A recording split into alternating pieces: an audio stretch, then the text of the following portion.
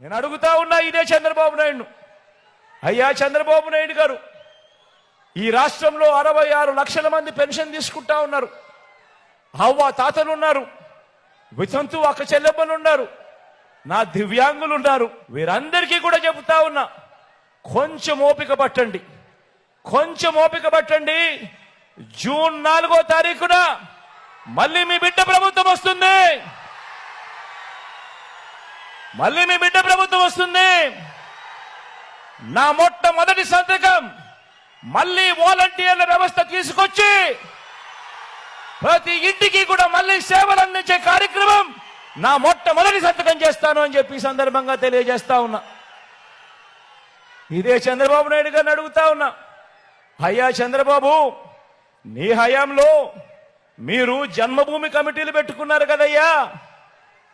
Pension కావాలన్నా, ration కావాలన్నా, certificate కావాలన్నా, చివరికి మరుగుదొడ్లు కావాలన్నా కూడా లంచం ఇస్తే గాని, వివక్ష లేనిదే గాని ఏ ఒక్క పేదవాడికి అందే పరిస్థితి అప్పట్లో ఉండేది కదయ్యా.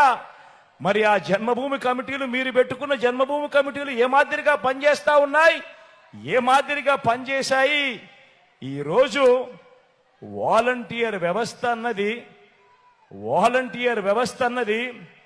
జగన్ అభిమానించే ఈ సైన్యం ఎలా పనిచేస్తా ఉంది అని అంటే, చంద్రబాబు నాయుడు గారి గుండెల్లో రైళ్లు పరిగెత్తించే కార్యక్రమం జరుగుతా ఉంది అని కూడా ఈ సందర్భంగా తెలియజేస్తా ఉన్నా.